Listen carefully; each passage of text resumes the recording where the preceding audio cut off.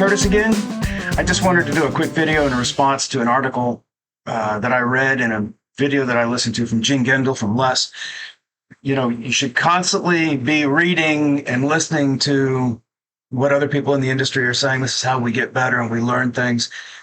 We also should have the courage to kind of question whether or not we agree with what they're saying. And so I wanted to do a little bit of research and see if I agreed with the comment that he was making. I will say that this video is not an argument with Gene. I'm not disagreeing. I actually agree with most of it. I just want to point out a couple of things that I don't think that he delved into. Gene is responding to an article in which he had seen that there was apparently what he thought was a transition in the industry to reduce or eliminate agile roles in corporations, and in particular, the Scrum Master role. And he was being asked questions about what he thinks about this. Is this a trend or is it just an incident? They were pointing out that in the article, a large American bank eliminated 1,100 tech jobs, mostly Scrum Master positions. There were a few others. They had previously discontinued the Scrum Master role. They actually just named it something else. I don't think discontinued is accurate. If it's still there, but you've just changed the name, that may not indicate that it's been eliminated.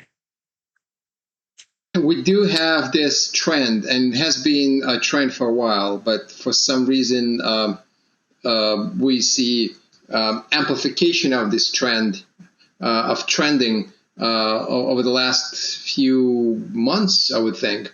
Without naming any particular names, I think the industry is pretty transparent on this.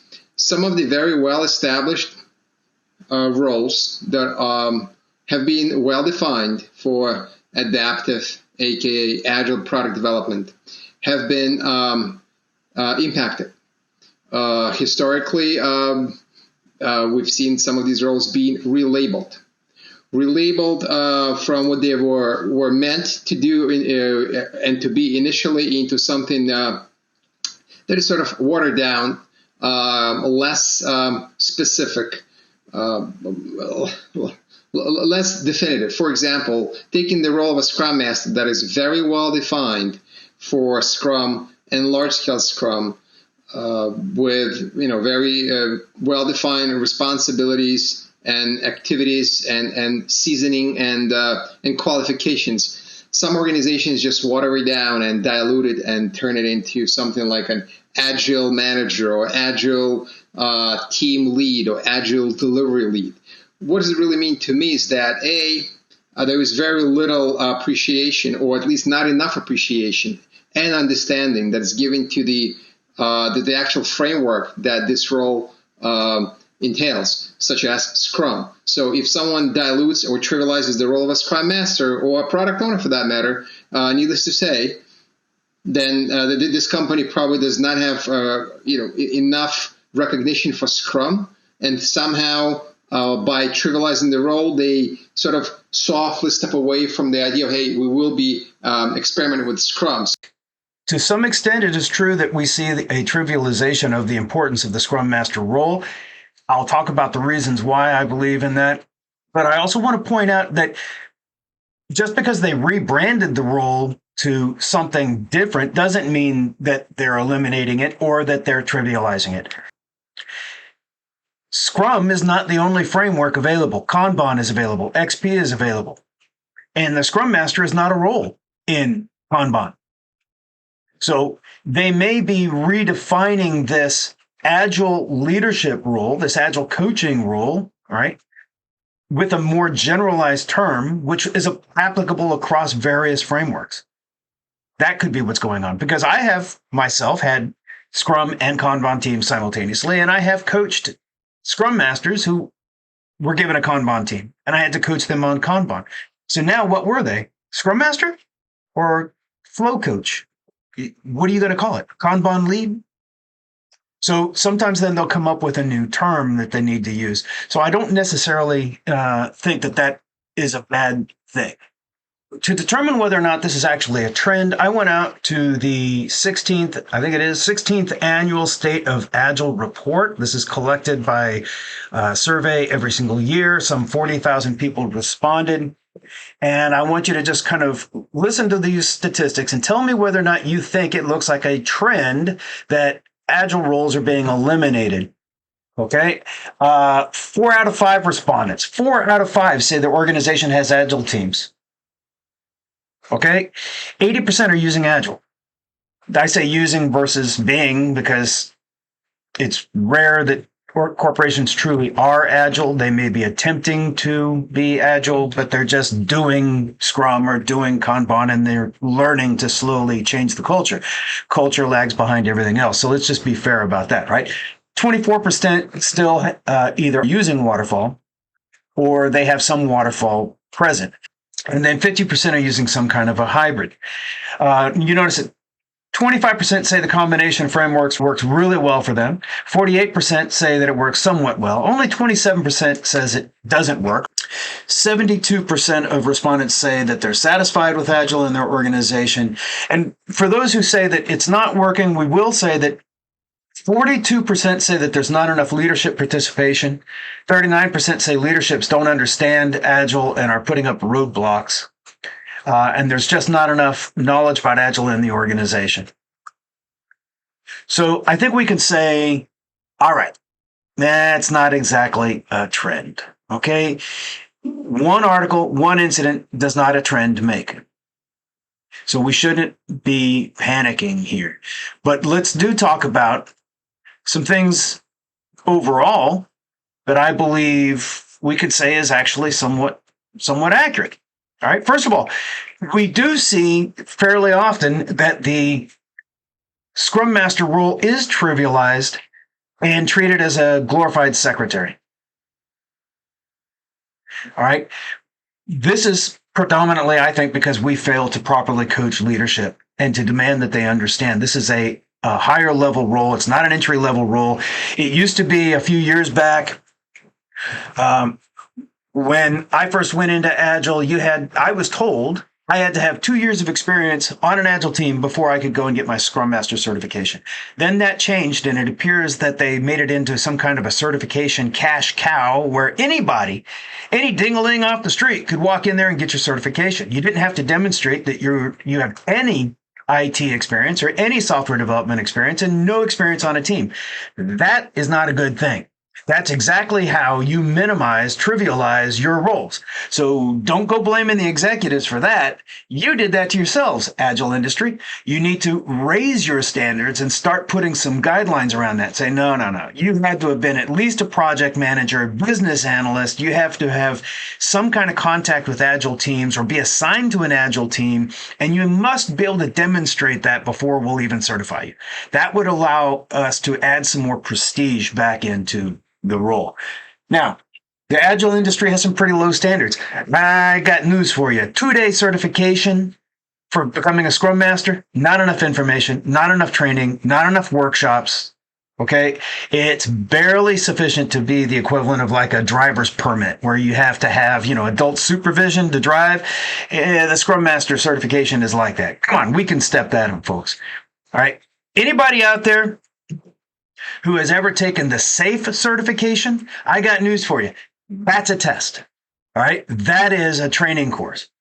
It's much more in depth, much more information, and it requires a much greater level of study to be able to pass the exam.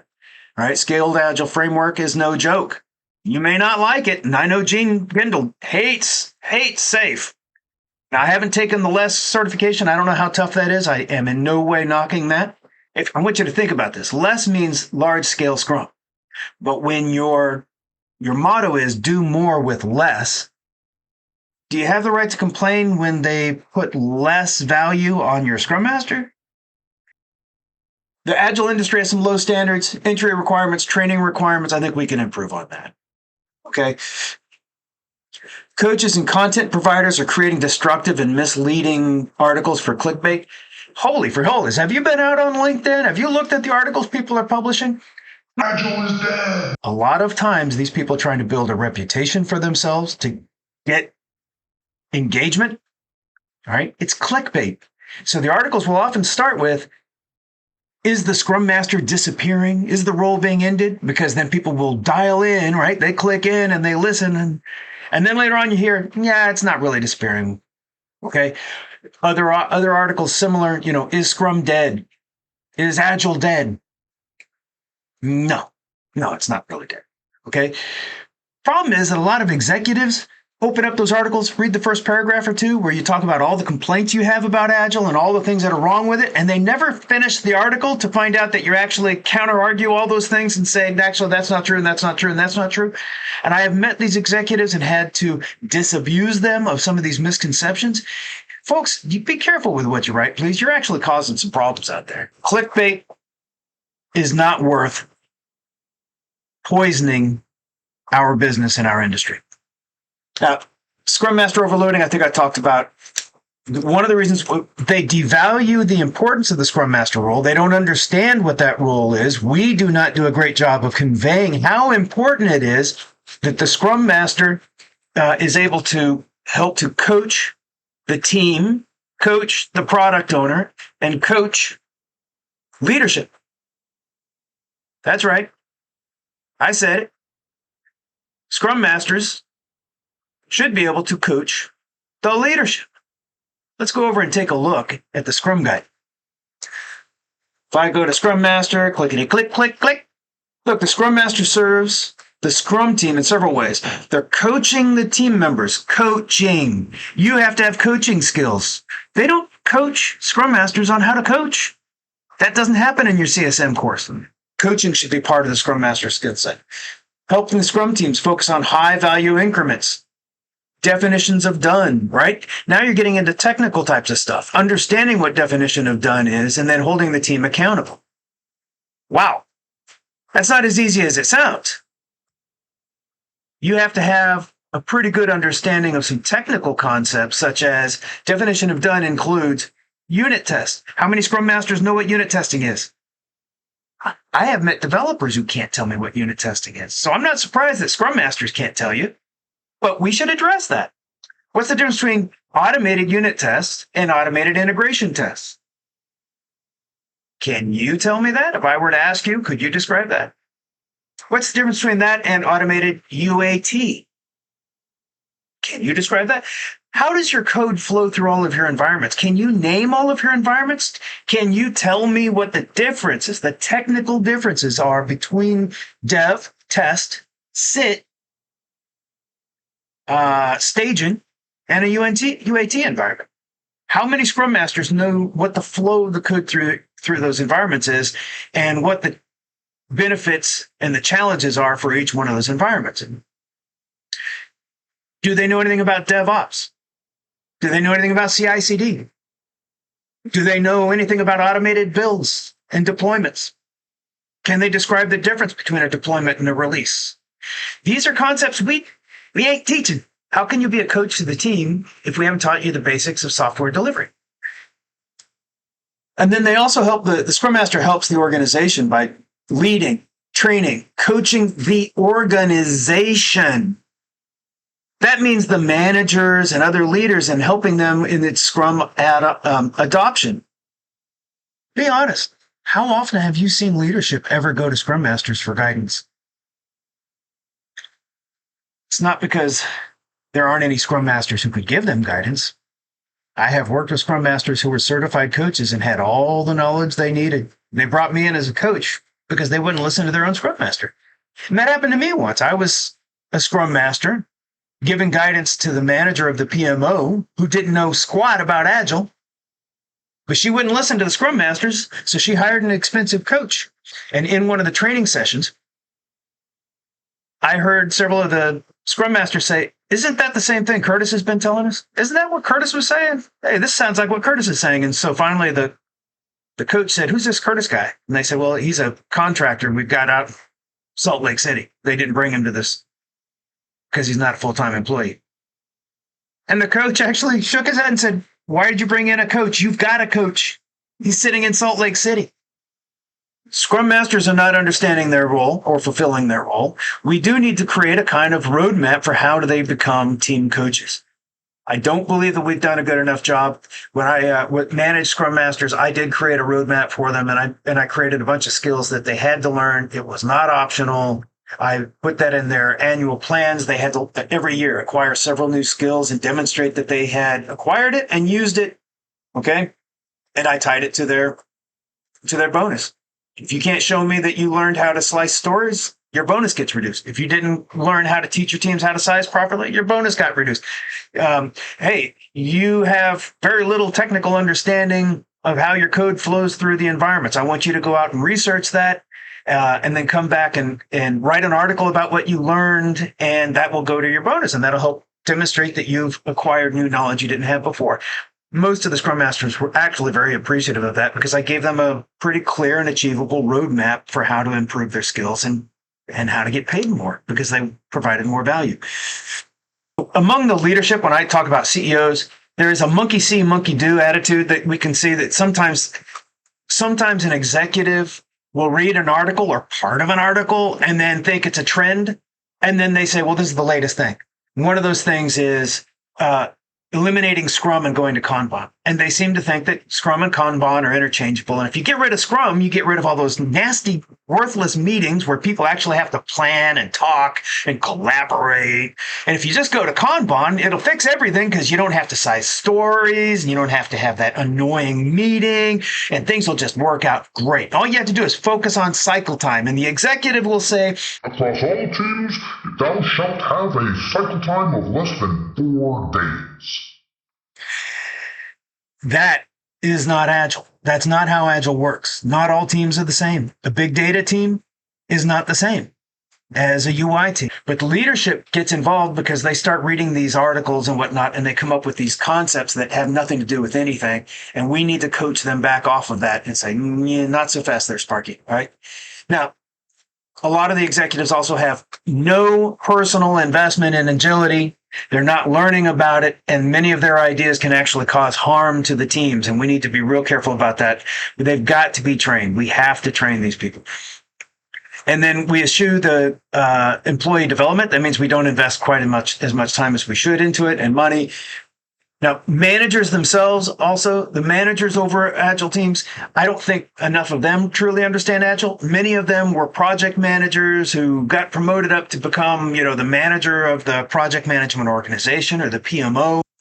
So they've never learned Agile. Well, how do you guide your people to improve their skills if you don't understand what the skills are that they should have? I mean, come on, a 16-page Scrum guide? That's not going to tell you all the details that they have to have. You need to get trained on this. You need to become an expert in this. You used to be an expert in the project management body of knowledge. All right. You went and got your PMP. Why didn't you get some education in Agile? That should be required. You're going to manage an Agile team? Hello. Maybe we need a management for Agile certification. And then the last one is that human resources can actually become a bit of a problem because they very often do not want to create specific roles for Scrum Masters and that define what their accountability is. So that's why you often see on the job boards an ad for a project management job with Scrum. Basically, they're looking for a Scrum Master. They just call it a project manager. Why? Because the HR role definition is still project manager. They've never gone back through and redefined these things. And that's because the HR people don't understand Agile. So at the CEO level, when you do a transformation to Agile, guys, you need to be training all the way across the organization. Your sales teams need to understand that. Your marketing teams need to understand what this means. Your HR people need to understand how to recruit for Agile. All right. I ran my hiring process like a little daily Scrum. We had a daily stand-up with my recruiters, and I say, okay, what have you brought me? Let's talk about it. Okay, this is what's good. That's what's not good about this. Throw that one out. Try not to find any more of those, okay? Let's focus on these skills right here. And all of a sudden, I filled 5 or 6 empty roles that had been there for 6 months to a year. All right, so the long and short of it is, we do see some movement, some things that are changing. It does not make a trend.